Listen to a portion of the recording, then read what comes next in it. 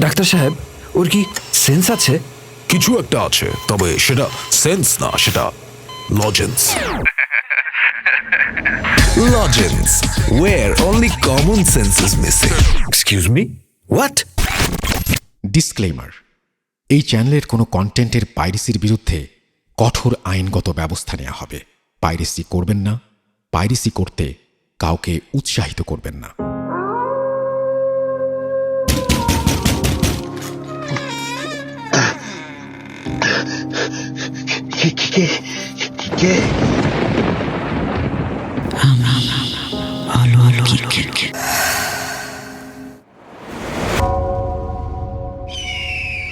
অলৌকিকের আরও একটা এপিসোডে সৃষ্টি আপনাদের সাথে চলে এসেছি আপনাদের ইমেইলের মাধ্যমে পাঠানো ঘটনাগুলো নিয়ে। আজকের এই এপিসোডে আপনাদের সাথে আমরা ভয়ের বেশ কিছু ঘটনা উল্লেখ করব, পড়ে শোনাবো এবং আপনাদের কাছে চাইবো আপনারা এরকম কোনো ভয়ের ঘটনা আমাদের সাথে শেয়ার করতে পারেন আমরা অলৌকিক@gmail.com এই ইমেইল অ্যাড্রেসে।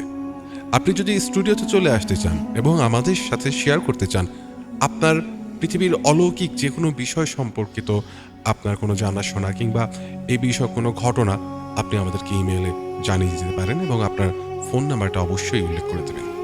তবে এবার কিন্তু আরও একটা খুবই ইন্টারেস্টিং বিষয় আমি আজকের অলৌকিকের একদম শুরুতেই তুলে ধরতে চাচ্ছি। সেটা হচ্ছে, আমরা জানি সারা পৃথিবীব্যাপী এমন কিছু ক্রিয়েচার্স আছে, এমন কিছু অদ্ভুত সৃষ্টি হিসেবেই তো আমরা জানি, অদ্ভুত কিছু ক্রিয়েচার হিসেবে আসলে আমরা এরকম কিছু নাম জানি যেগুলো হয়তোবা শুধুমাত্র ফিকশনেই ভেসে আসে। বাস্তবে হয়তো আমরা এখনো পর্যন্ত এগুলোর সরাসরি কোনো দেখা পাইনি কিংবা কোনো প্রমাণ মেলেনি। যেমন ড্রাকুলা কিংবা ওয়্যারওলফ, ভ্যাম্পায়ার, ইবলিশ এবং আমাদের পাশের দেশ ভারতেও এরকম কিছু চরিত্র আছে, সম্ভবত বেতাল এবং এরকম আরও অনেক ধরনের ক্যারেক্টার্স, ক্রিয়েচার্স সম্পর্কে আমরা জানতে পারি।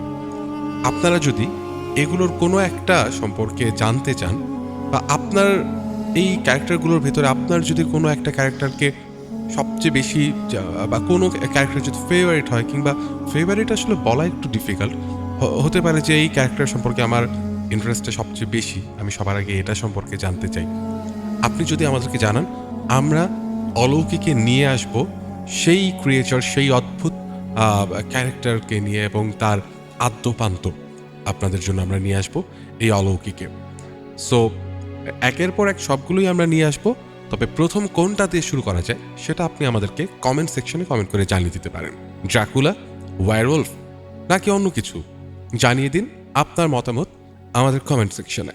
আমরা চলে যাচ্ছি আমাদের আজকের অলৌকিকের আপনাদের পাঠানো ঘটনাগুলোর প্রথমটিতে।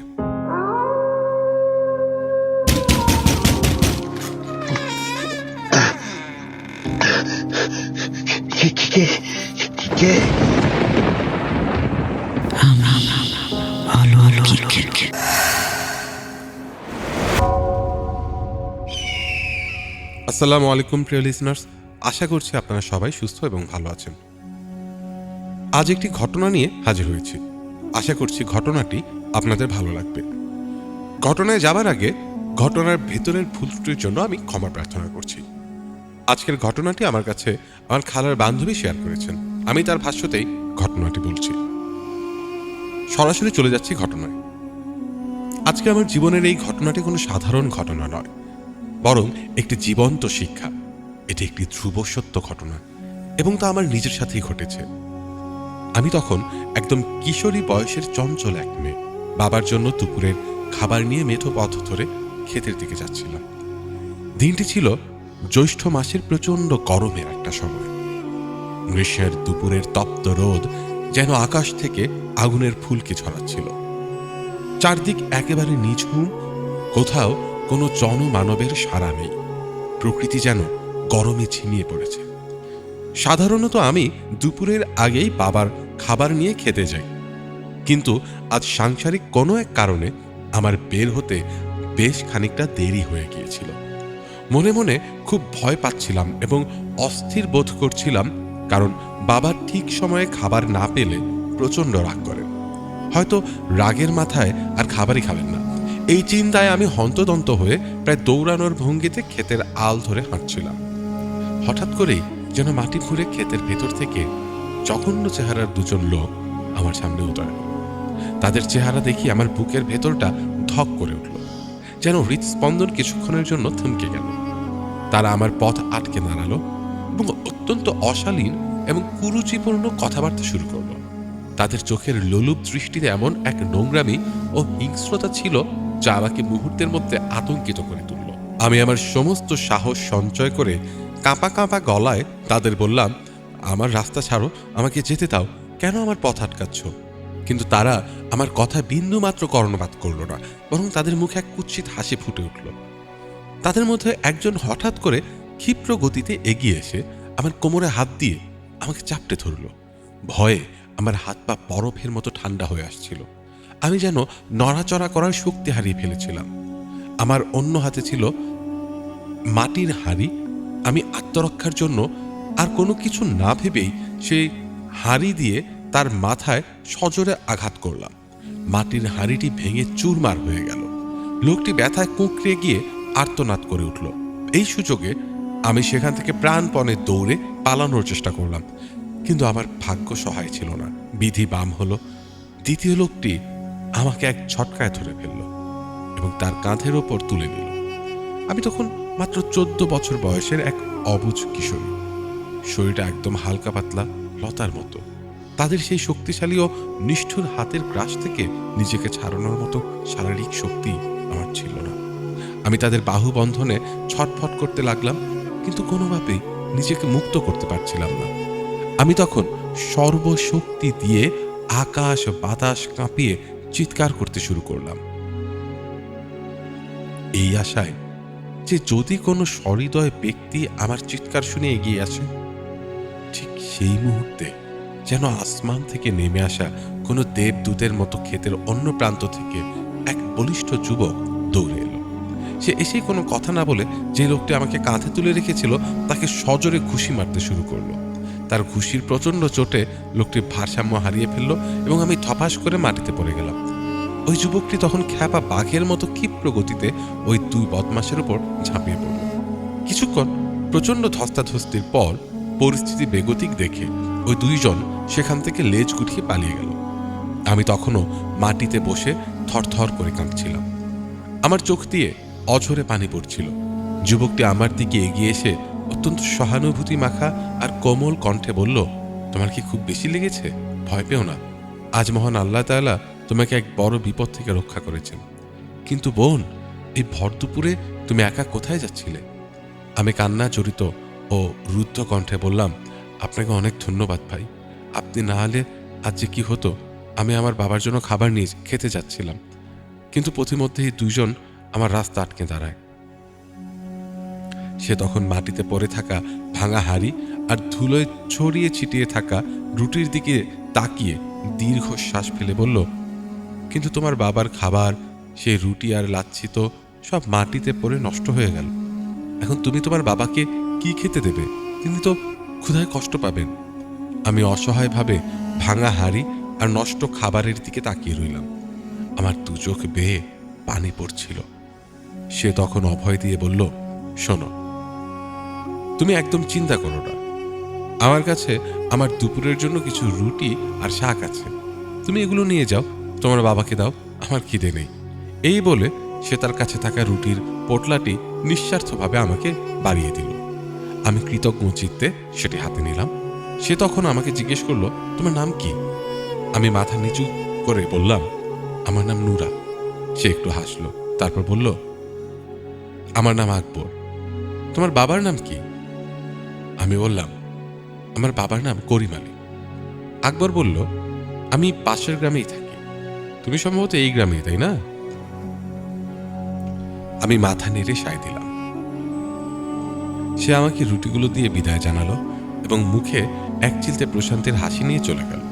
আমি তখনও তার যাওয়ার পথের দিকে অপলক দৃষ্টিতে তাকিয়েছিলাম। এই ঘটনাটি আজ থেকে প্রায় 50 বছর আগে, কিন্তু আজও তা আমার স্মৃতিতে অমলিন। সেই ঘটনার ঠিক 10-12 দিন পরের কথা। আমাদের বাড়িতে হঠাৎ 2-3 জন মহিলা এবং একজন বয়স্ক পুরুষ এলেন। তাদের সাথে আমাদের গ্রামের মসজিদের শ্রদ্ধেয় ইমাম সাহেবও ছিলেন। ইমাম সাহেবের সাথে আমার বাবার খুব ভালো ও ঘনিষ্ঠ সম্পর্ক ছিল। আগন্তুক মহিলাদের মধ্যে একজন বয়স্ক মহিলা আমার মায়ের সাথে কথা বলা শুরু করলেন।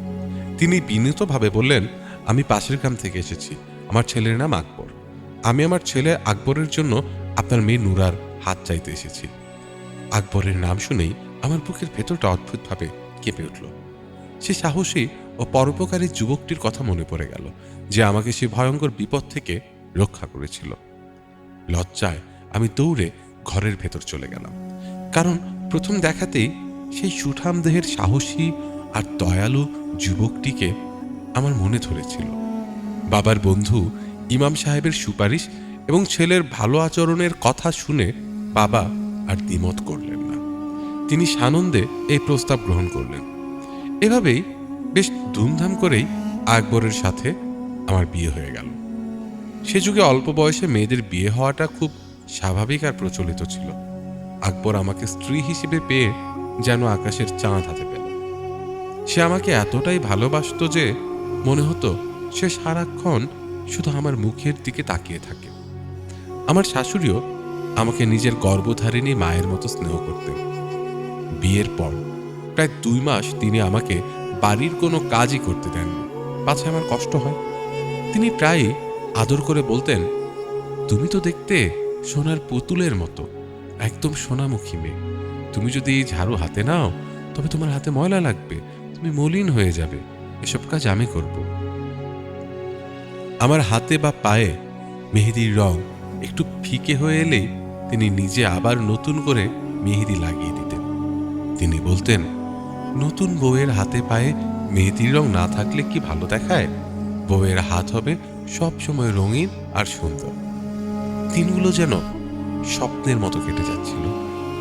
সুখের ভেলায় ভেসে আমাদের দাম্পত্য জীবনের 1টি বছর চোখের পলকে পার হয়ে গেল। কিন্তু সময়ের সাথে সাথে শাশুড়ির কথার সুর আর আচরণ বদলাতে শুরু করে।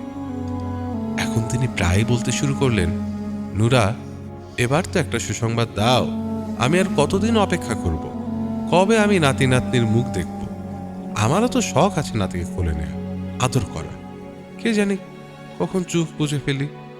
মরার আগে অন্তত বংশের প্রদীপটা দেখে যেতে চাই। আমি শাশুড়ির কথার উত্তরে বিনীতভাবে বলতাম, আম্মা, এটা তো আল্লাহর হাতে। আল্লাহ যখন চাইবেন তখনই হবে, আমার তো কিছু করার নাই। শাশুড়ি বলতেন, হ্যাঁ মা, তুমি ঠিকই বলছো, কিন্তু আমি যে আল্লাহর কাছে চাইতে চাইতে এখন ক্লান্ত হয়ে গেছি, আর কত সবুর করব?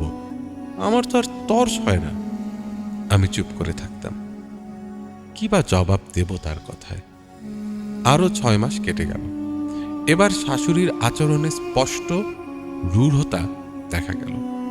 তার সেই স্নেহমাখা কথাগুলো এখন তীরের মতো তীক্ষ্ণ আর বিষাক্ত হয়ে উঠল।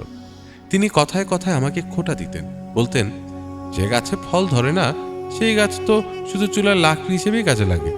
আমি কি জানতাম যে আমার ছেলের জন্য এমন এক বন্ধা আমি নিয়ে আসছি? তিনি ইচ্ছে করেই এমন সব কথা উচ্চস্বরে বলতেন যেন আমি শুনতে পাই। শাশুড়ির এই ধরনের অপমানজনক কথাবার্তায় আমি সারাদিন মনমরা হয়ে পড়ে থাকতাম, কান্না চাপিয়ে রাখতাম। আমার এই বিষণ্ণতা ও কষ্ট আকবরের চোখ এড়াত না। একদিন সে আমাকে কাছে ডেকে জিজ্ঞেস করলো, নুরা, কি হয়েছে তোমার? আজকাল তোমাকে এত মনমরা দেখায় কেন? তুমি কি কোনো কারণে চিন্তিত? কেউ কি তোমাকে কিছু বলেছে? আমি প্রথমে এড়িয়ে যাওয়ার চেষ্টা করলাম। না, তেমন কিছু না, এমনি শরীরটা ভালো লাগছে না, তাই চুপচাপ আছি। কিন্তু আকবর ছাড়বার পাত্র নয়। সে বলল, আমি বুঝেছি, নিশ্চয়ই তোমার বাবার কথা মনে পড়ছে। বাবার জন্য মন খারাপ, তাই না? ঠিক আছে, তুমি চিন্তা করো না, কালই তোমাকে নিয়ে তোমার বাবার কাছে যাব। পরদিন সত্যি সত্যি সে আমাকে নিয়ে বাবার বাড়িতে গেল। আমার মা তো অনেক আগেই মারা গিয়েছিলেন। আমি ছিলাম বাবার একমাত্র সন্তান। আমার কোনো ভাই বোনও ছিল না। বাবাকে দেখে আমার মনটা আরো খারাপ হয়ে গেল, বুকটা ফেটে যাচ্ছিল। তিনি খুব অসুস্থ আর জরাজীর্ণ হয়ে গিয়েছিলেন। আমি উদ্বিগ্ন হয়ে বাবার হাত ধরে জিজ্ঞেস করলাম, বাবা তোমার শরীর এত খারাপ কেন? তুমি ডাক্তার দেখাও না, ওষুধ খাও না?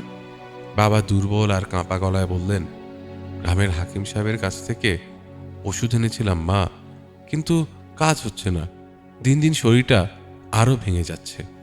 আমি আকবরকে বললাম, বাবা খুব অসুস্থ, এভাবে ফেলে রাখা যাবে না, কালই বাবাকে শহরের বড় হাসপাতালে নিয়ে যেতে হবে। তুমি কি ব্যবস্থা করতে পারবে? আকবর অভয় দিয়ে বলল, অবশ্যই পারবো, তুমি তৈরি থেকো, আমি কাল সকালেই টাঙার ব্যবস্থা করব। আমরা বাবাকে নিয়ে শহরে যাব আর ভালো ডাক্তার দেখাবো। পরদিন সকালে আমরা বাবাকে নিয়ে শহরের হাসপাতালের উদ্দেশ্যে রওনা দিলাম। হাসপাতালে পৌঁছানোর পর ডাক্তার সাহেব বাবাকে খুব ভালো করে পরীক্ষা নিরীক্ষা করলেন, কিছু ওষুধ লিখে দিলেন এবং আকবরকে একপাশে ডেকে নিয়ে কিছু জরুরি পরামর্শ দিলেন। আমরা যখন আবার গ্রামের পথে ফিরছিলাম, আমি লক্ষ্য করলাম আকবরের মুখটা থমথমে আর বিষণ্ণ, তার কপালে গভীর চিন্তার ভাঁজ। আমি তাকে জিজ্ঞেস করলাম, ডাক্তার সাহেব কি বললেন? বাবার অসুখটা কি? তুমি এমন করছো কেন? আকবর কিছুক্ষণ চুপ করে থেকে ভারী গলায় বলল, ডাক্তার বলেছেন বাবার একটা বড় অসুখ হয়েছে। আমি আতঙ্কিত হয়ে জিজ্ঞেস করলাম, কি অসুখ? সে বলল, ওনার টিবি হয়েছে। টিবির নাম শুনে আমার মাথায় যেন আকাশ ভেঙে পড়ল। সে সময় টিবি বা যক্ষ্মা ছিল এক সাক্ষাৎ মরণ ব্যাধি। এর কোনো সঠিক চিকিৎসা বা প্রতিকার তখন ছিল না। যার টিবি হতো তার মৃত্যু ছিল প্রায় নিশ্চিত আর অবধারিত। এই কথা শুনে আমি কান্নায় ভেঙে পড়লাম। আকবর আমাকে সান্ত্বনা দেওয়ার চেষ্টা করলো। সে বলল, তুমি ভেবো না, ডাক্তার বলেছেন অসুখটা এখনো খুব বেশি বাড়েনি, ঠিকমতো নিয়ম মেনে ওষুধ খেলে হয়তো তিনি ভালো হয়ে যাবেন। আমি মনে মনে বুঝলাম আকবর আমাকে মিথ্যা সান্ত্বনা দিচ্ছে, যেন আমি ভেঙে না পড়ি। বাড়িতে আসার পর যখন আমার শাশুড়ি এই খবর শুনলেন, তিনিও আমাকে সান্ত্বনা দিলেন। আসলে আমার শাশুড়ি মানুষ হিসেবে খারাপ ছিলেন না, কিন্তু বংশ রক্ষার জন্য নাতির লোভ তাকে অন্ধ আর হিতাহিত জ্ঞান শূন্য করে তুলেছিল। কয়েকদিন পর এক অভিশপ্ত সকালে খবর এলো যে আমার বাবা আর নেই। তিনি এই দুনিয়া ছেড়ে পরপারে চলে গেছেন। বাবার মৃত্যুতে আমি একদম পাগল পারা হয়ে গেলাম। আমার পৃথিবী অন্ধকার হয়ে গেল। এই কঠিন আর শোকের সময় আমার স্বামী এবং শাশুড়ি দুজনেই আমাকে খুব মানসিক সহায়তা দিয়েছিলেন। বাবার মৃত্যুর শোক কাটিয়ে উঠতে আমার বেশ সময় লাগলো। ধীরে ধীরে আমি আবার সংসারের কাজে মন দেওয়ার চেষ্টা করলাম, নিজেকে স্বাভাবিক করার চেষ্টা করলাম। বাবার মৃত্যুর পর আরো 3-4 মাস কেটে গেল। শোকের ছায়া কাটতে না কাটতেই সংসারে আবার অশান্তির কালো মেঘ জমতে শুরু করল। শাশুড়ির আচরণে আবার সেই পুরনো রুক্ষতা আর নিষ্ঠুরতা ফিরে এলো। একদিন আমাদের প্রতিবেশী খালা আমিনা আমাদের বাড়িতে এলেন। আমিনা খালা ছিলেন খুব কুটিল স্বভাবের আর কুটনামি করা মহিলা। তিনি আমার শাশুড়িকে কুমন্ত্রণা দিতে শুরু করলেন। তিনি আমার শাশুড়িকে বললেন, হালিমা, তোর ছেলের বউয়ের কোল তো এখনো খালি, আর কতদিন অপেক্ষা করবি? এইভাবে চললে তো তোর বংশ নির্বংশ হয়ে যাইব, ভাতৃ দেওয়ানের আর কেউ থাকবো না। শাশুড়ি দীর্ঘশ্বাস ফেলে বললেন, কি আর করবো বলো, বন্ধা জমিতে কি আর কখনো ফসল ফলে? আমি তো আমার ছেলের কপালটাই পুরাইছি, এমন মাইয়া ঘরেই না। আমিনা খালা ফোড়ন কাটেন। আরে এতে এত হতাশনের কি আছে? আকবরের বয়সই বা কত হয়েছে? তুই ঘরে আরেকবার বিয়া দে, নতুন বউ ঘরে আনলে দেখবি বছর ঘুরতে না ঘুরতে ঘর আলো করে নাতনি আসবো, নাতি আইব। নাইলে অপয়া বউয়ের আশা বইয়া থাকলে নাতি নাতনির মুখ না দেখে তার মরতে হইব। শাশুড়ি বললেন, কিন্তু আকবর তো রাজি হইব বলে মনে হয় না। ওই ডাইনি মায়ের আকবরে এমন জাদু করছে, সে তো তার বউয়ের বিরুদ্ধে কোনো কথাও শুনতে চায় না। আমি আড়াল থেকে তাদের এই কথোপকথন শুনছিলাম। আমার দু চোখ বেয়ে তখন অঝরে পানি পড়ছিল।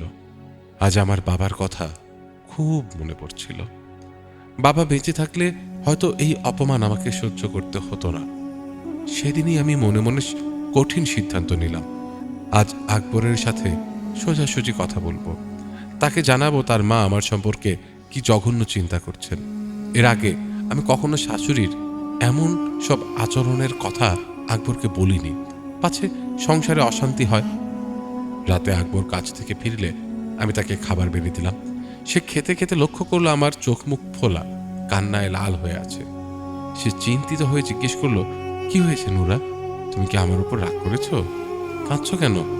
আমি আর নিজেকে ধরে রাখতে পারলাম না, চিৎকার করে কেঁদে উঠলাম আর বললাম, হ্যাঁ আমি রাগ করেছি। তুমি কি জানো তোমার মা আমার সাথে কেমন আচরণ করে? তিনি আমাকে বন্ধা বলেন, আমার বাবার বংশ নিয়ে কথা বলেন। আজ তো আমিনা খালার সাথে মিলে তোমার তোমার দ্বিতীয় বিয়ের পরিকল্পনাও করছিলেন। আমার কথা শুনে আকবর খাওয়া রেখে চমকে উঠল। সে বেশ ব্যথিত হলো আর অবাক গলায় বলল, তুমি আমাকে এসব আগে বলনি কেন? আগে বললে আমি আম্মাকে বোঝাতাম। সন্তান দেওয়া বা নেওয়া তো মানুষের হাতে না, এটা তো আল্লাহর ইচ্ছা। আম্মা তোমাকে বন্ধা বললেই কি তুমি বন্ধা হয়ে যাবে? তুমি কেন এসব কথা মনে নাও? আমি বললাম, তুমি শুনলে অবাক হবে, তিনি শুধু আমাকেই বন্ধা বলেননি, আমাকে অনুর্বর জমিও বলেছেন। তিনি বলেছেন অনুর্বর জমিতে নাকি ফসল ফলে না। আমিনা খালা তো বুদ্ধি দিল তোমাকে দিয়ে আরেকবার বিয়ে করানোর জন্য। আকবর আমাকে কাছে টেনে নিয়ে বলল, নুরা, তুমি আম্মার কথায় কান দিও না, তার বয়স হয়েছে।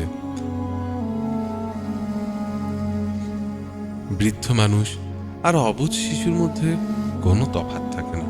তুমি বিশ্বাস করো, এই দুনিয়া যদি এদিক থেকে ওদিকে যা হয়ে যায়, তবুও আমি দ্বিতীয় বিয়ে করব না। আমার জীবনে তুমি আছো, এটাই যথেষ্ট। আকবরের কথায় আমি কিছুটা আশ্বস্ত হলাম বটে, কিন্তু আমিনা খালার আসা যাওয়া আমাদের বাড়িতে আরো বেড়ে গেল। তিনি প্রতিনিয়ত শাশুড়ির কান ভারী করতে লাগলেন। অবশেষে শাশুড়ি আকবরের জন্য গোপনে একটি মেয়েও ঠিক করে ফেললেন। মেয়েটি আমাদের গ্রামেরই এক কৃষকের মেয়ে। একদিন রাতে খাওয়ার পর শাশুড়ি অত্যন্ত গম্ভীর মুখে আকবরকে বললেন, আকবর, তোর সাথে আমার খুব জরুরি কথা আছে। আকবর বলল, আম্মা, এমন কি জরুরি কথা যা তুমি আমাকে আগে থেকে সংকেত দিতেছ? বলো, শুনতেছি। শাশুড়ি সরাসরি বললেন, আকবর, আমি তোর দ্বিতীয় বিয়ের সিদ্ধান্ত নিচ্ছি। আকবর চমকে উঠে বলল, দ্বিতীয় বিয়ে? তুমি কি বলো? আমার এক বউরেই সামলাইতে আমি হিমশিম খাই, আর তুমি আরেকটা বিয়ের কথা বলতেছ কেন? তুমি আমার সুখের সংসারে আগুন দিয়ে যেতেছো কেন? দুই বউয়ের মাঝখানে পড়ে আমি তো গম পেশার জাতার মতো পিষে মরব। শাশুড়ি ধমক দিয়ে বললেন, আমার কথা নিয়ে তামাশা করিস না আকবর। আমি যা বলছি ভেবেচিন্তেই বলছি। আমার একটা নাতির খুব শখ, আর নুরা তো আমাদের সেই শখ পূরণ করতে পারবে না, ও তো অসম্পূর্ণ। আকবর রেগে গিয়ে বলল, কেন আম্মা, নুরা কি মেয়ে মানুষ না? ওর কি হাত পা নাই? শাশুড়ি বললেন, মেয়ে মানুষ তো অবশ্যই, কিন্তু যে মেয়ে সন্তান দিতে পারে না সে তো অসম্পূর্ণই। যে গাছ ফল দেয় না তাহলে বাগানে রেখা কি লাভ? তুই কান খুলে শুনে রাখ, আমি তোর বিয়ে দিবই। আকবরও জেদ ধরে বলল, আম্মা, তুমিও শুনে রাখো, আমি কোনোভাবেই আরেকটা বিয়ে করব না। এই বলে আকবর রাগে গটগট করে সিঁড়ি দিয়ে ওপরে নিজের ঘরে চলে গেল। শাশুড়ি বিড়বিড় করে বলতে লাগলেন, জানি না ওই ডাইনিটা আমার ছেলেরে কি খাওয়াইছে, না জানি কি জাদু করছে যে সে আমার কোনো কথাই শোনে না। কিন্তু আমিও জেদের পাকা, দেখব সে কতদিন আমার অমান্য করতে পারে। শাশুড়ির এই জেদ দেখে আমি সত্যিই ভয় পেয়ে গেলাম। আমি জানতাম তিনি চাইলে না খেয়ে থাকার হুমকি দিয়ে বা নিজের জীবনের কসম দিয়ে আকবরকে রাজি করিয়ে ফেলবেন। আকবর মাকে খুব ভক্তি করত, মায়ের জেদের কাছে সে হয়তো হার মেনে ফেলবে, তখন আমার কি হবে? এই চিন্তায় আমি অস্থির হয়ে পড়লাম। হঠাৎ আমার মনে পড়ল প্রতিবেশী সিদার কথা। সিদা আমাকে খুব ভালোবাসত। সে প্রায় একজন পীর সাহেবের কথা বলতো। পরদিন সকালে আমি আকবরকে বললাম, আমাকে একটু আমার গ্রামে নিয়ে যাবে, আমি আমার পুরনো এক বান্ধবীর সাথে দেখা করব। আকবর সরল মনে আমাকে আমার গ্রামে পৌঁছে দিল। সিদা প্রায় ওই পীর সাহেবের দরবারে যেত এবং সেখান থেকে তাবিজ কবজ আনত। সে পীর সাহেবের অনেক প্রশংসা, সবাই বলতো উনি একজন সত্যিকারের আল্লাহওয়ালা লোক, কারো কাছ থেকে এক পয়সাও নেন না, নিঃস্বার্থভাবে মানুষের সেবা করেন। যাদের সন্তান হয় না তাদের জন্য তার দোয়া নাকি অব্যর্থ। আমি সিদাকে আমার সব দুঃখের কথা খুলে বললাম। শুনে সিদা হেসে বলল, আরে নুরা, এই নিয়ে তুই এত চিন্তা করতেছিস কেন? তুই যদি আমাকে আগে বলতি তবে এতদিনে তোর কোলে 2টা বাচ্চা খেলতো। নিঃসন্তানদের সন্তান লাভের জন্য পীর সাহেব খুবই নাম করা। চল, আগামীকালই আমরা তার কাছে যাব। যেহেতু আমি তার পুরানো মুরিদ, তিনি আমার কথা ফেলবেন না। অন্যদের ঘন্টার পর ঘন্টা লাইনে দাঁড়িয়ে থাকতে হয়, আমরা সহজেই দেখা করতে পারবো। পরদিন সিদার সাথে আমি পীর সাহেবের আস্তানায় গেলাম। আস্তানাটি ছিল বিশাল এক আম আর জাম গাছের বাগানের ভেতরে। জায়গাটা বেশ ছায়া ঘেরা এবং গম্ভীর। মাটিতে মাদুর পাতা, সেখানে অনেক নারী পুরুষ বসে অপেক্ষা করছিল। পীর সাহেবের একজন বিশেষ মুরিদ বা খাদেম সিদাকে চিনত। সে আমাদের দেখেই সোজা পীর সাহেবের কাছে নিয়ে গেল। পীর সাহেবের চেহারা দেখেই আমাদের মনে ভক্তি জেগে উঠল। তার লম্বা সাদা দাড়ি, গায়ের রং টকটকে ফর্সা, আর চোখের মণিগুলো যেন জল জল করছে। আমাকে দেখা মাত্রই তিনি বললেন, তোর কপালে সন্তান আছে, কিন্তু তার জন্য তোকে অনেক কষ্ট করতে হবে। তোর উপর কঠিন এক পরীক্ষা আছে। সন্তানের কথা শুনে আমি খুশিতে গদগদ হয়ে গেলাম। ভাবলাম, উনি তো সত্যি অন্তর্যামী, না হলে আমাকে দেখে কি করে বুঝলেন আমি সন্তানের জন্য এসেছি? সিদা গর্বের সাথে আমার দিকে তাকালো, যেন বোঝাতে চাইল, দেখেছিস তো, বলেছিলাম না। আমি পীর সাহেবের পায়ের কাছে গিয়ে বসলাম। হুজুর, আমি সব ধরনের কষ্ট করতে রাজি আছি, আপনি শুধু আমাকে একটা উপায় বলে দিন। আমাকে যে কোনো মূল্যে মা হতে হবে। পীর সাহেব চোখ বন্ধ করে ধ্যানে মগ্ন হলেন। কিছুক্ষণ পর যখন চোখ খুললেন, তখন তার চোখ দুটো যেন আগুনের মতো লাল হয়ে আছে। তিনি গম্ভীর স্বরে বললেন, মেয়ে, তোর মাথার ওপর অনেক বিপদ ঘুরছে। তোর শাশুড়ি তোর ওপর কালো জাদু করিয়েছে যাতে তোর সন্তান না হয়। প্রথমে সে জাদুর প্রভাব কাটাতে হবে। তারপর তিনি সিদার দিকে তাকিয়ে বললেন, এর জন্য একটা বড় কালো খাসির ব্যবস্থা করতে হবে। কালই নিয়ে আয়। আমি চিন্তিত হয়ে বললাম, কিন্তু হুজুর, আমরা দুজন মেয়ে মানুষ, এত বড় কালো খাসি কোথায় পাবো? আর সেটা নিয়ে আসবই বা কি করে? অন্য কোনো উপায় নেই? পীর সাহেব বললেন, কালো খাসি ছাড়া এই জাদু কাটানো সম্ভব না। তবে তোরা কাজ করতে পারিস, আমার এই খাদেমের কাছে খাসির দাম দিয়ে দে। সে নিজেই বাজার থেকে একটা নিখুঁত কালো খাসি কিনে ব্যবস্থা করে নেবে। সিদা খুশি হয়ে বলল, এটা তো খুব ভালো হয় হুজুর, আমরা ঝামেলা থেকে বাঁচলাম। আমরা সেখান থেকে বেরিয়ে গেলাম। খাদেম আমাদের জানালো যে খাসির জন্য কিছু টাকা লাগবে। সে যুগে কোনো কিছুর জন্য আজকের মতো এত টাকা লাগতো না, কিন্তু আমার কাছে তখন কিছু টাকা জমানো ছিল, যা আকবর আমাকে হাত খরচ হিসেবে দিয়েছিল। আমি কাল বিলম্ব না করে খাসি কেনার টাকা বের করে খাদেমের হাতে দিয়ে দিলাম। খাদেম বলল, কাল ঠিক এই সময়ে আবার আসবে। আজ রাতে পীর সাহেব খাসির রক্ত দিয়ে তোমার ওপর করা জাদুর আসর কাটাবেন। ফেরার পথে সিদা বলতে লাগলো, দেখলি তো পীর সাহেব কত বড় কামের লোক, তার দরবার থেকে কেউ খালি হাতে ফেরে না। বিকেলে আকবর আমাকে নিতে এলে সিদা তাকে অনুরোধ করে বলল, আকবর ভাই, নুরাকে আরো কয়েকটা দিন এখানে থাকতে দাও না। এখানে এসে অনেক হাসি খুশি আছে আর মনটা ভালো হয়ে যাবে। আমিও আকবরকে বুঝিয়ে রাজি করালাম। আকবর আমাকে বলল, ঠিক আছে, তোমার যতক্ষণ ভালো লাগে থাকো, যখন আসতে চাইবে খবর দিও, আমি এসে নিয়ে যাব। যাওয়ার আগে আমি আকবরের কাছ থেকে আরো কিছু টাকা চেয়ে নিলাম, যদি কোনো দরকার হয়। পরদিন আমরা আবার পীর সাহেবের আস্তানায় গেলাম। গিয়ে দেখি পীর সাহেব গভীর ধ্যানে মগ্ন। খাদেম বলল, হুজুর এখন খুব বড় একটা শক্তিশালী ওজিফায় ব্যস্ত আছেন, তোমাদের অপেক্ষা করতে হবে। প্রায় 2 ঘন্টা পর আমাদের ডাক পড়ল। পীর সাহেব আমাকে দেখেই বললেন, আমি সারা রাত তোর জন্য কবরস্থানে বসে ওজিফা পড়েছি। তোর উপর থেকে অনেক বিপদ আমি সরিয়ে দিয়েছি, কিন্তু কাজ এখনো শেষ হয়নি। এর জন্য আরও একটা কালো খাসির কুরবানি দিতে হবে। আমি কোনো প্রশ্ন না করে সাথে সাথে টাকা বের করে পীর সাহেবের সামনে রাখলাম। সন্তানের আশায় আমি তখন অন্ধ। তিনি বললেন, আমি আজ রাতে আবার কবরস্থানে যাব, তোরা পরশু দিন আসিস। তৃতীয় দিন যখন গেলাম, খাদেম জানালো পীর সাহেব আজও ব্যস্ত, দেখা হবে না। অগত্যা আমরা ফিরে এলাম। চতুর্থ দিন অনেক অপেক্ষার পর দেখা মিলল। সেদিন পীর সাহেবের ঘরের পরিবেশ ছিল অদ্ভুত। চারদিকে আগরবাতি জ্বলছে, ধোঁয়ায় ঘরটা আচ্ছন্ন হয়ে আছে। তিনি আমাকে ইশারা করে কাছে রাখলেন। আমি ভয়ে ভয়ে তার কাছে গেলাম। তিনি আমার মাথায় আর মুখে ধূপের ধোঁয়া দিলেন।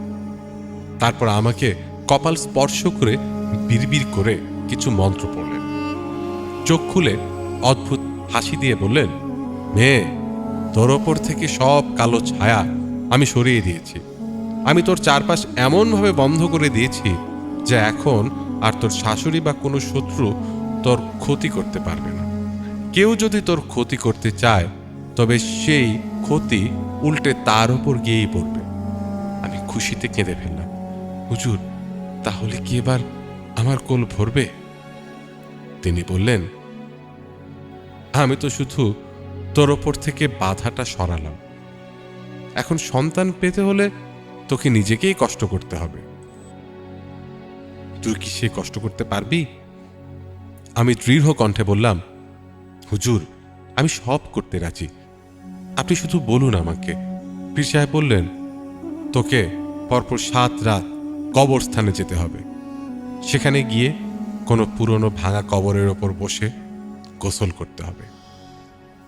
তার কথা শুনে আমার পায়ের নিচ থেকে যেন মাটি সরে গেল।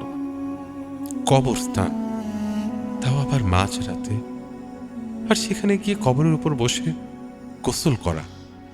কোনো সাধারণ মেয়ের পক্ষে এটা চিন্তা করাও অসম্ভব। কিন্তু আমার মনে আকবরের প্রতি ভালোবাসা আর সন্তানের আকাঙ্ক্ষা এত তীব্র ছিল যে আমি তাতেও রাজি হয়ে গেলাম।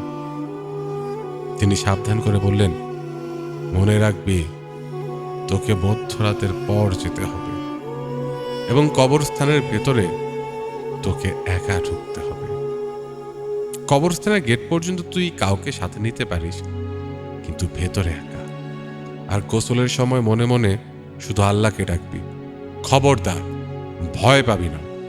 ভয় পেয়ে যদি দৌড় দেস, তবে সব আমল নষ্ট হয়ে যাবে। গোসল শেষ করে কবরস্থানের অন্য গেট দিয়ে বেরোবি। আমি এখান থেকে আমার মোয়াক্কেল বা জিনদের পাঠিয়ে তোর পাহারা দেব। আমরা যখন সেখান থেকে বের হলাম, তখন আমার বুক কাঁপছিল।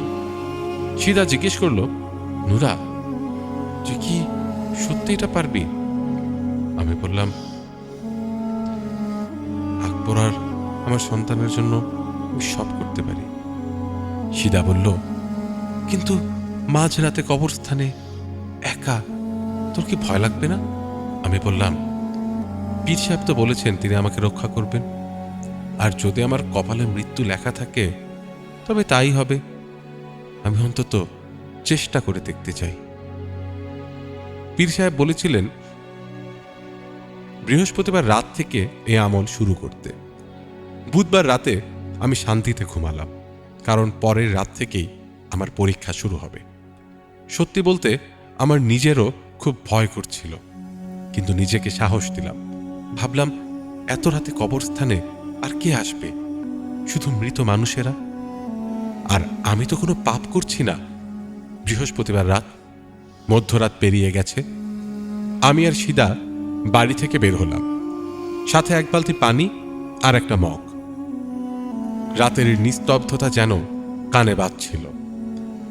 রাস্তার ধারের গাছগুলোকে মনে হচ্ছিল লম্বা লম্বা ভূতে দাঁড়িয়ে আছে।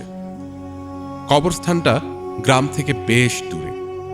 অতদূর হেঁটে পানি ভর্তি বালতি বয়ে নিয়ে যেতে আমাদের দুজনেরই বেশ কষ্ট হচ্ছিল। কবরস্থানের 2টো গেট ছিল, একটা এপাশে, আরেকটা ঠিক উল্টো দিকে। পীর সাহেবের নির্দেশ ছিল এক গেট দিয়ে ঢুকে অন্য গেট দিয়ে বের হতে হবে। আমি সীতাকে বললাম, তুই এক কাজ কর, তুই এখানে দাঁড়িয়ে না থেকে অন্য গেটের কাছে গিয়ে আমার জন্য অপেক্ষা কর। সীতা বেচারি আমার জন্য অনেক কষ্ট করেছিল। সে ভয়ে ভয়ে অন্য গেটের দিকে রওনা দিল। আমি বিসমিল্লাহ বলে বুককে কাঁপতে কাঁপতে কবরস্থানে ঢুকলাম।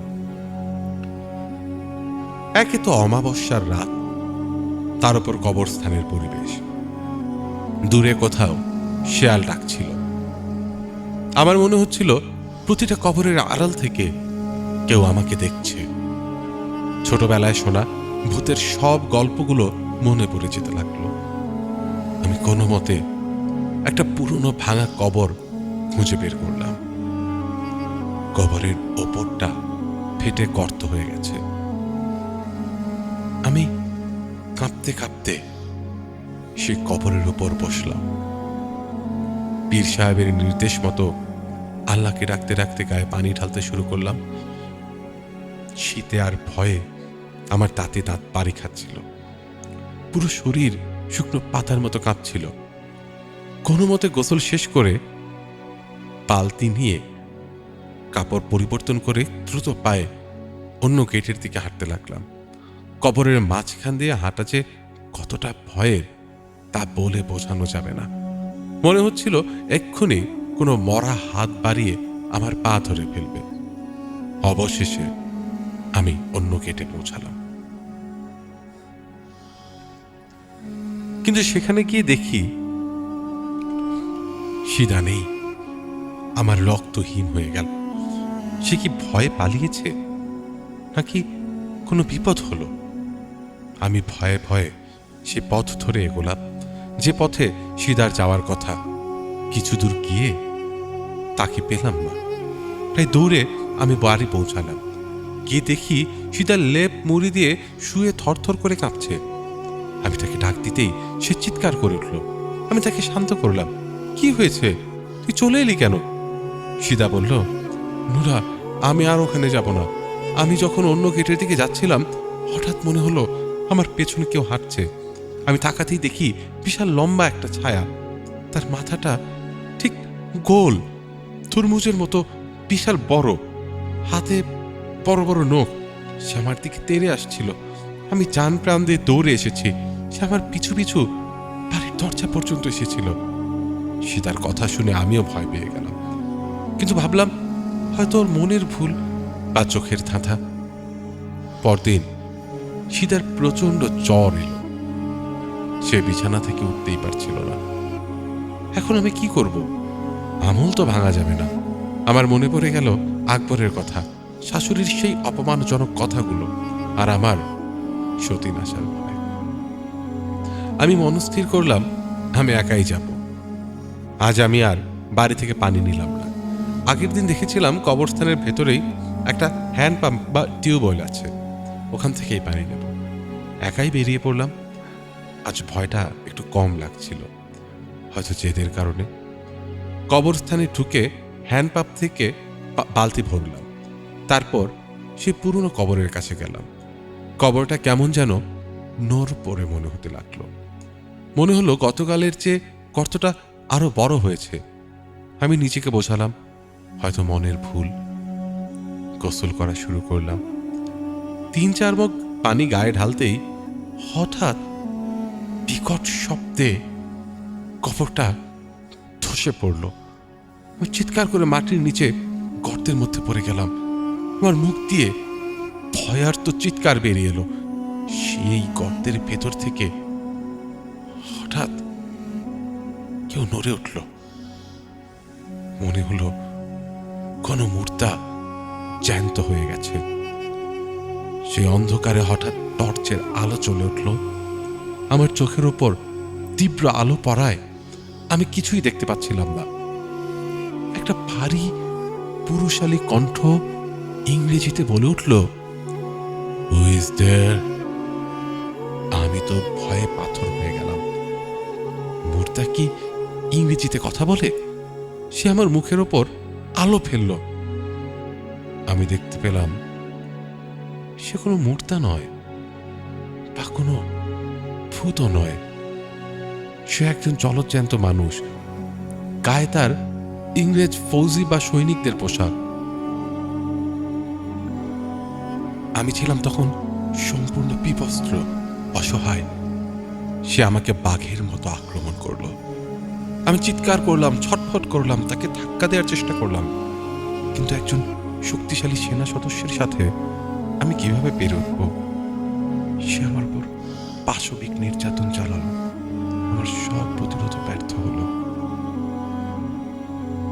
ঘটনাক্রমে আমার ইজ্জত লুণ্ঠিত হলো সেই কবরের গর্তে।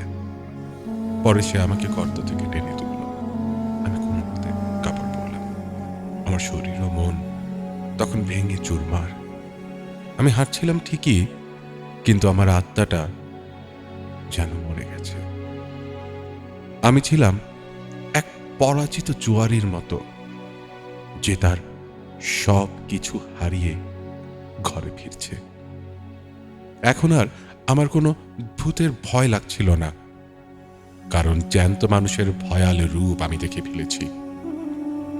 বাড়ি ফিরিলে সিদা আমাকে দেখে বলল, নুরা, তোর সাহস আছে বটে, তুই ঠিকই সফল হবি। কিন্তু আমি আর কোনো দিন ওই পথে যাব না। জানিস, আজকেও কি ওই ভূতটা তোর পিছু নিয়েছিল? আমি ক্লান্ত, বিধ্বস্ত শরীরে খাটের ওপর ধপাস করে বসে পড়লাম। হ্যাঁ সিদা, আজ ভূতটা আমাকে ধরেছিল। সে আমার সব শেষ করে দিয়েছে। সিদা আমার কথার আসল অর্থ বুঝল না। সে ভাবল আমি পীর সাহেবের আমলের কথা বলছি। আমি শুয়ে পড়লাম, কিন্তু ঘুমাতে পারলাম না। সারা রাত শুধু কাঁদলাম। শাশুড়ি বলতেন, কাজ করলে শরীরে ময়লা হয়। আজ তো আমি সত্যি নোংরা হয়ে গেলাম। আমি আকবরের আমানতে খেয়ানত করলাম। যদিও আমি ইচ্ছে করে করিনি, তবু অপরাধ বোধ আমাকে কুনি করে খাচ্ছিল। নিজেকে সান্ত্বনা দিলাম, অনিচ্ছাকৃত ভুলের জন্য আল্লাহ হয়তো ক্ষমা করবেন।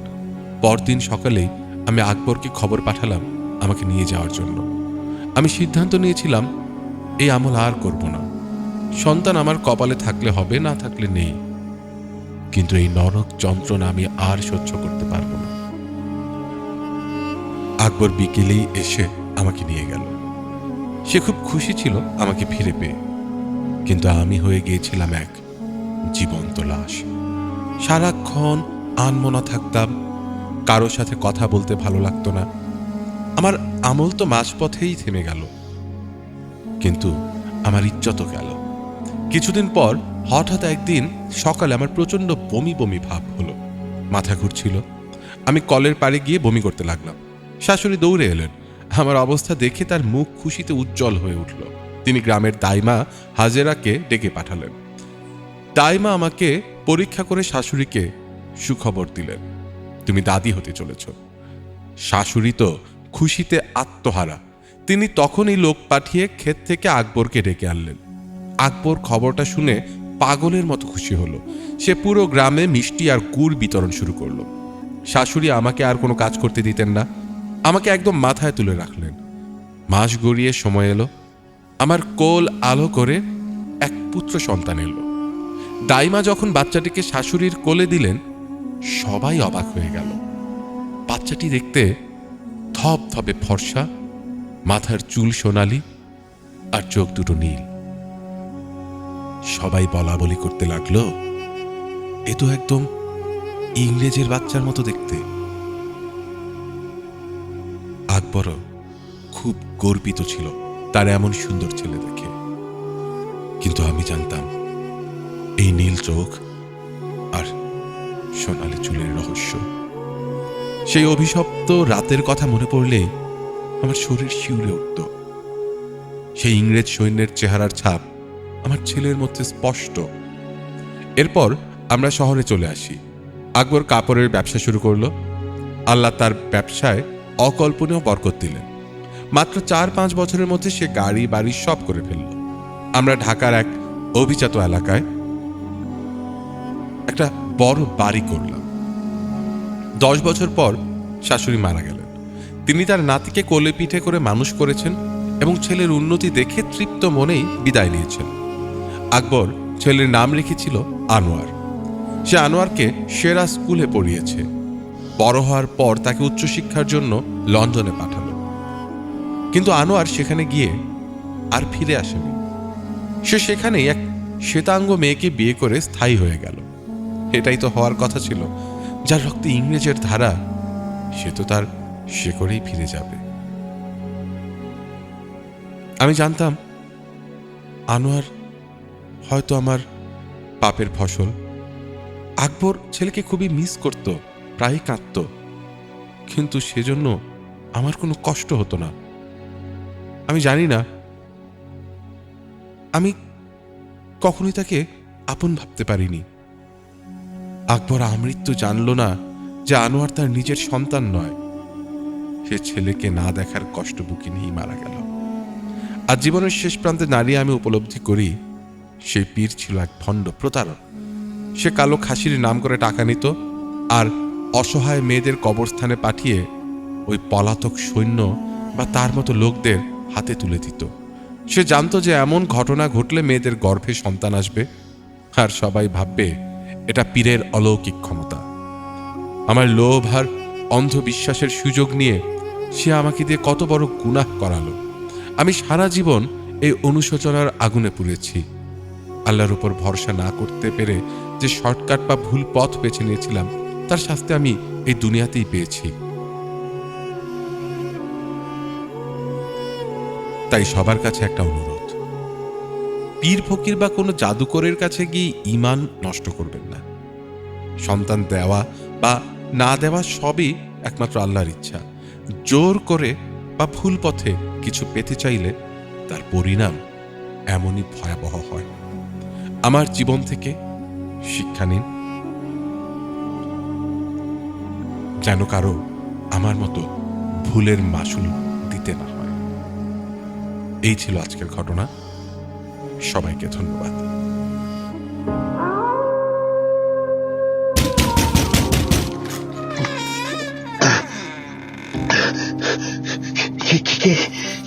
কে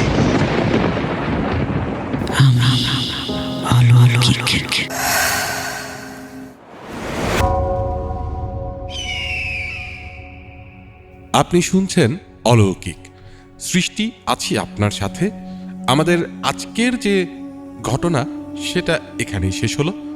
মেইলে পাঠানো আপনাদের এই ঘটনাগুলো থেকে সবচেয়ে সেরা ঘটনাগুলো আমরা নিয়ে আসি আপনাদের উদ্দেশ্যে অলৌকিকে।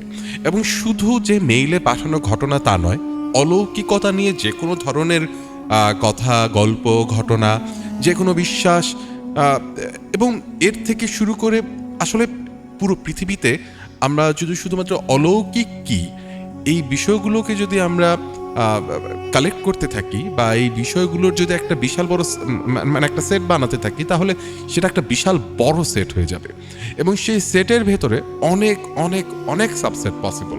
সো আমরা শুরুটা করেছি সেই অলৌকিকতা থেকেই, কিন্তু আমরা আস্তে আস্তে সেই সাবসেটগুলোর গভীরে যেতে চাই এবং সেজন্য আপনাদের মতামত আমাদের কাছে খুবই গুরুত্বপূর্ণ।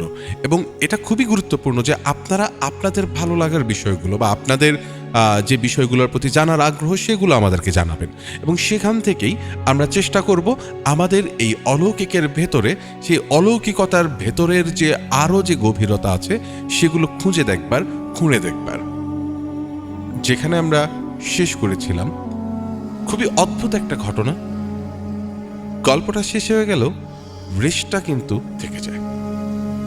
আজ কিন্তু আমরা কোনো রক্তচোষা দানবের গল্প শুনিনি, কোনো দাঁত বের করা ছায়া দেখিনি, কোনো অলৌকিক অবয়ব অন্ধকার থেকে বেরিয়ে আসেনি। তবুও এই ঘটনাটা ভয়ঙ্কর, কারণ সবচেয়ে ভয়ঙ্কর গল্পগুলো সব সময় চিৎকার করে না, সেগুলো হয়তো ফিস ফিস করে, চুপচাপ থাকে, আর আমাদের চোখের সামনেই বেঁচে থাকে, কেউ টের পায় না। আমরা শুনছিলাম একজন নারীর গল্প, যার একটাই চাওয়া সন্তান। নিজের শরীর, নিজের মন, নিজের ভাগ্য সবকিছু নিয়ে সে বিশ্বাস করেছিল কারো কথায়। সেটা একজন পীর, তার একটা নির্দেশ, একটা জায়গা যেখানে মানুষ সাধারণত যায় না, কবরস্থান। সেখানে কি হয়েছিল সে তার জীবদ্দশায় কাউকে বলেনি, বলতে পারেনি। বললেও হয়তো কেউ বিশ্বাস করত না, কিংবা তাকে প্রচণ্ডভাবে ঘৃণা করত। সমাজ দেখেছি শুধু একটা শিশুকে, একটা জন্ম, একটা নতুন জীবন, কিন্তু সেই জীবনের পেছনে ছিল অন্ধকার, যেখানে সেই শিশুটির কোনোই হাত নেই। এখানে একটা প্রশ্ন উঠে আসে, সব অন্ধকারে কি অলৌকিক? সব ভয় কি অতিপ্রাকৃত? নাকি কিছু ভয় মানুষের ছদ্মবেশে আমাদের মাঝেই হেঁটে বেড়ায়? আজকে আমাদের অলৌকিকের একদম শুরুতে আমরা বলেছিলাম যে আমরা আপনাদের কাছ থেকে কিছু মতামত চাই। কিসের মতামত? আমরা বলেছিলাম যে এই পৃথিবীতে এমন কিছু ক্যারেক্টার্স আছে, এমন কিছু ভয়ার্ত নাম আছে, যেগুলো সম্পর্কে মানুষ অনেক গল্প কাহিনী, গল্প কথা, অনেক সাহিত্যিক, ঔপন্যাসিক অনেক কিছু লিখে গিয়েছেন, এবং সেগুলো আমাদের মনের ভেতরে অনেক ভয়েরও জন্ম নেয়। কিন্তু সেগুলো আসলে কারা, এবং সেগুলোর উৎপত্তি আসলে কোথায়? এবং আপনি হয়তো অবাক হবেন যে সেগুলোর ভেতরে অনেক মিলও রয়েছে। আমরা যেমন শুনে থাকি ড্রাকুলা, ভ্যাম্পায়ার, ওয়্যারওলফ কিংবা ডেমন, শ্যাডো ফিগার, এগুলো আমরা বিভিন্ন নামে চিনি। এরা কি আসলেই আলাদা, নাকি এরা আলাদা নয়? ড্রাকুলার একটা মুভিতে আমি দেখেছিলাম, ড্রাকুলা গল্পে, যার মনোলগে গল্পটা হয়, ক্যারেক্টারটার নাম আমি আসলে ভুলে গেছি, Hopkins or something like that.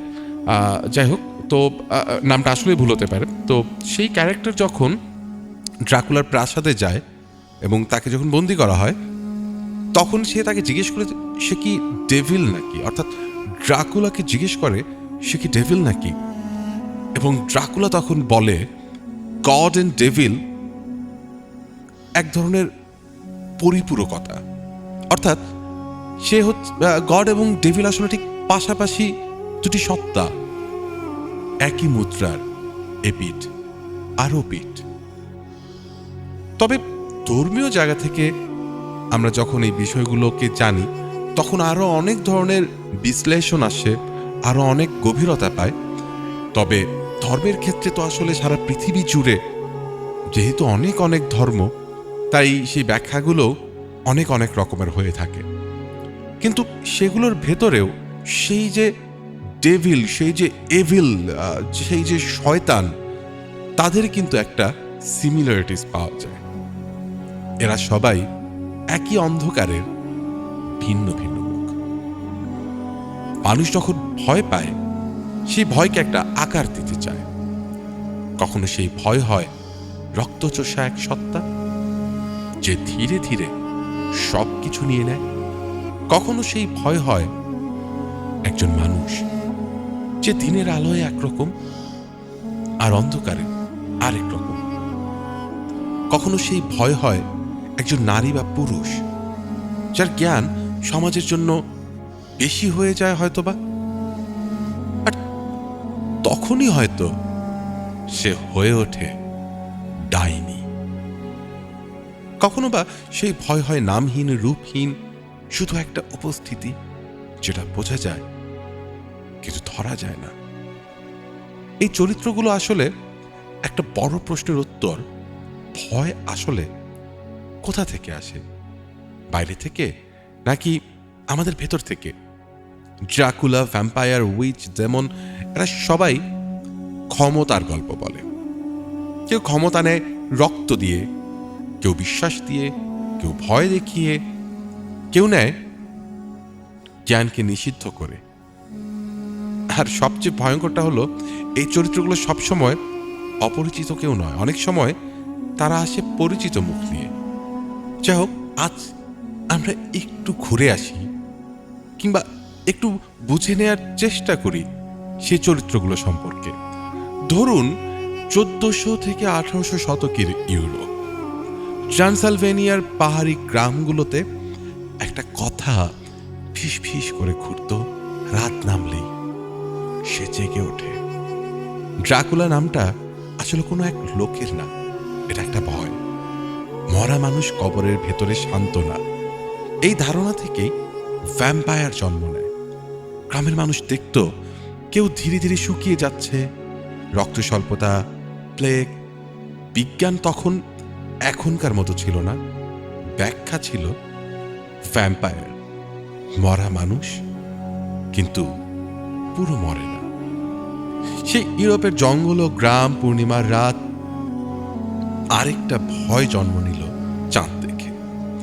দিনে যে মানুষটা ধরুন আপনারই পাশের বাড়ির, রাতে সেই নাকি নখ, দাঁত আর হিংস্রতায় ভরে ওঠে। ওয়্যারওলফ। এই গল্পগুলো এসেছে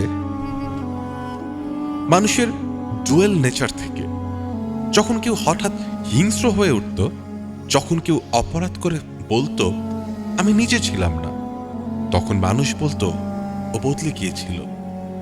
ওয়্যারওলফ ছিল আসলে অজুহাত আর ভয়। ইউরোপ আর আমেরিকাতে আরও একটা বিষয় খুবই মর্মান্তিক ছিল, সেটা হচ্ছে উইচ হান্টস। 1500 থেকে 1700 সালের মধ্যে হাজার হাজার নারীকে পুড়িয়ে মারা হয়েছিল। কিন্তু এক্ষেত্রে ব্যাপারটা একটু ভিন্ন ড্রাকুলা, ভ্যাম্পায়ার কিংবা ওয়্যারওলফ থেকে। উইচ হান্টের যে ব্যাপারটা সেটা ছিল আসলে সেই সময়ে যারা হিলার ছিল, যারা চিকিৎসা করত বিভিন্ন প্রাকৃতিক বিষয় বা ভেষজ উদ্ভিদ এবং এইসব বিষয়ে, এইসব নিয়ে তারা বিভিন্ন ধরনের চিকিৎসা করত, তাদেরকে ডাইনি হিসেবে দেখা হতো, উইচ হিসেবে দেখা হতো। তো সেসব ভেষজ চিকিৎসার করাই আসলে এক সময় একটা অন্যায়ের মতো হয়ে গেল, কারণ সেই চিকিৎসার মাধ্যমে যখন কেউ সুস্থ হয়ে উঠতো তারা সেটাকে ম্যাজিক হিসেবেই দেখত। মিডল ইস্ট, আফ্রিকা, এশিয়া, এখানেও কিন্তু ডেমন বিভিন্ন নামে বিভিন্নভাবে গড়ে উঠেছে। আমাদের এখানে যেমন পেতনি, ভূত, আবার ধর্মীয়ভাবে কিছু ক্যারেক্টার তৈরি হয়েছে যেমন জিন। অবশ্য ধর্মীয় ক্ষেত্রে জিনের ব্যাপারটা ঠিক এরকম ক্যারেক্টারের সাথে মেলে না। সেই ব্যাখ্যাতে বা সেই মূলোৎপাটনে আমরা এই মুহূর্তে যাচ্ছি না। তো আপনাদের কাছে যেটা জানতে চেয়েছিলাম সেটা আশা করি আপনার কমেন্ট সেকশনে জানিয়ে দেবেন আমাদেরকে। আপনারা এই ক্যারেক্টারগুলোর মধ্যে কোন ক্যারেক্টার সম্পর্কে সবার আগে জানতে চান এবং কোন ক্যারেক্টারের ভয়ের ঘটনাগুলো আপনাদের সামনে আমরা নিয়ে আসি সেটা আমাদেরকে কমেন্ট সেকশনে জানিয়ে দেবেন।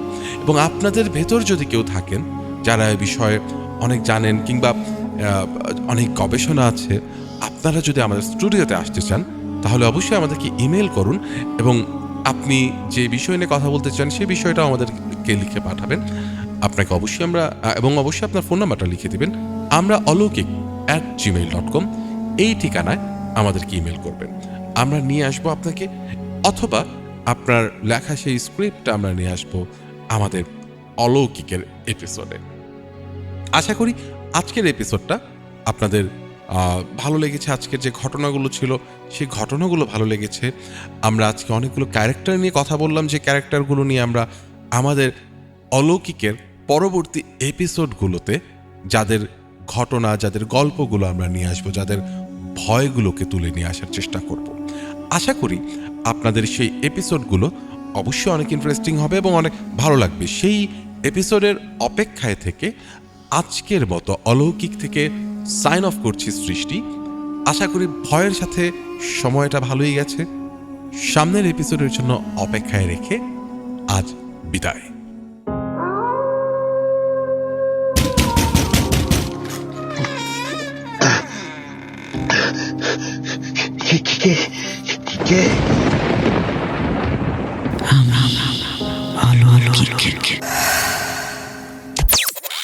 ডাক্তার সাহেব, ওর কি সেন্স আছে? কিছু একটা আছে, তবে সেটা সেন্স না, সেটা lozenges. Legends, where only common sense is missing. Excuse me? What?